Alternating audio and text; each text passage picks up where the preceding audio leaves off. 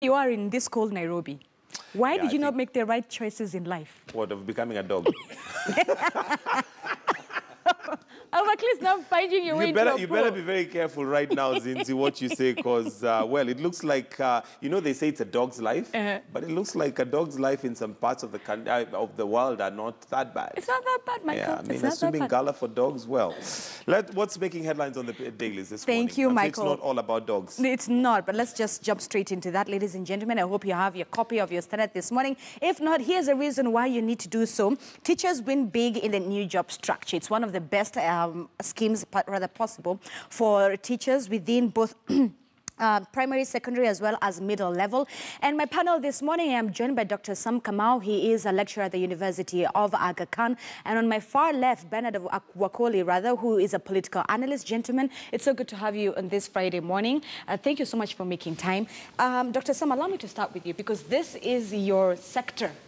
All right, so one of the biggest stories that we are running with is a scheme that establishes 68 pay grades for tutors in all different level classes.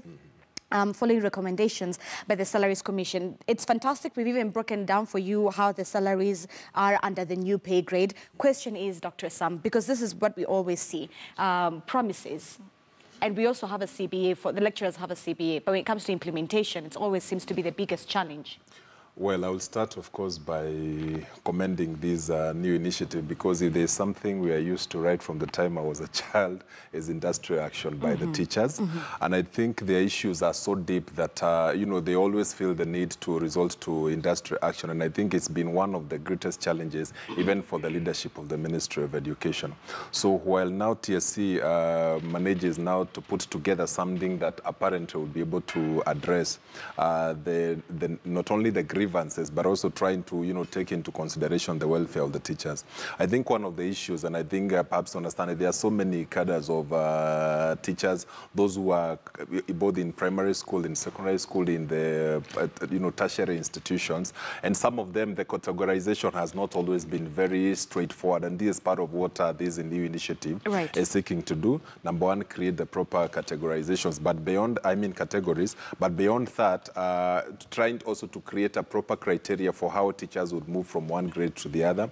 And I think these are very good proposals in seeking to address these things. So of course, it doesn't mean that it has completely addressed all the issues that teachers have in terms of their welfare, but I think it's you know, it's a step in the right direction, and we'll see how the teachers are likely to respond to that. That's the thing. Then another aspect that we tend to see with our doctors and teachers is that politicians tend to use their problem as a campaigner. How do we change this for our teachers and for our doctors, that it's not every 4 years that politicians come and promise them a CBA or new salaries just for the sake of the polls? Because then again, lecturers, teachers and doctors, nurses are some of the fundamental careers in a society. Thank you, Zinzi, for having me on studio today, and welcome viewers. I think what we are discussing today is very important, given the fact that we have been having these industrial actions for teachers and other professionals for quite long. And the proposal, just like what my friend Mike Kamawa said, is something that is laudable. But my concern is on the part of sustainability, because we might have all these proposals on salaries and wages, but at the end of the day, the government fails to sustain the increments. On the part of politicians, you know, these organizations command a very huge following in terms of, you know, support base. And if a politician can have that chunk of followers on his part, then he's home and dry in terms of winning. Therefore, it's very, very important that we dissociate the issues to do with the professionals with the politicians. On the other side, as much as we are talking about teachers, it is something that, you know, is going to motivate them. But again, we look at other sectors like the police force. You know, this is something that we have been talking about for quite long. But the other day, I had the president establishing a committee or a commission to look into the housing conditions of police. But, you know, once it's done, then again, sustainability. We need to look in all the sectors so that we have professionals who are motivated to work, not who are there to, you know, fleece Kenyans in terms of corruption. Right. Allow me to just chip in. Sometimes back, when I was working at the University of Nairobi, I was in charge of a program that was basically helping teachers who wish to upgrade, their courses. Maybe they had a diploma, wanted to do a degree. But one of the controversies is most of them were doing this so that they could get promotions.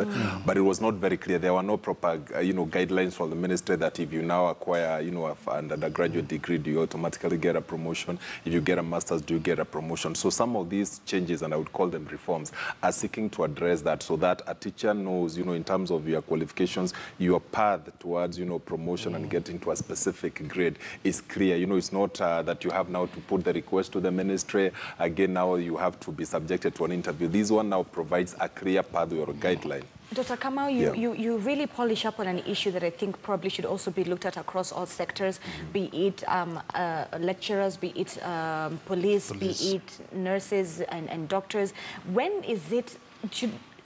Do we even have structures in Kenya where we say, as an incoming graduate who has a degree, this is how much you should be earning when you get your master's, this is the bracket that you should fall in? Perhaps something that the trade unions should look into? What I would say, remember, this is an initiative by the Salaries and Enumeration Commission. That is the very reason that we put up together, we put up the Salary and Enumeration Commissions to be able to look at the qualifications of a particular, let's say, profession, but is in the public sector, but also look at, do the job evaluation so that you can say that for this kind of a job and these qualifications, then these should be the benefits associated with that. That is part of what Salaries and Remuneration Commission has been trying to do in the public sector. Of course, there is still discontent in terms of their approach, in terms of how they quantify the work, because you remember teachers have actually been resisting these job evaluations, especially because of the way it is being done. There are still some serious issues around that, but I think it's a step in the right direction, so that if we could create now these,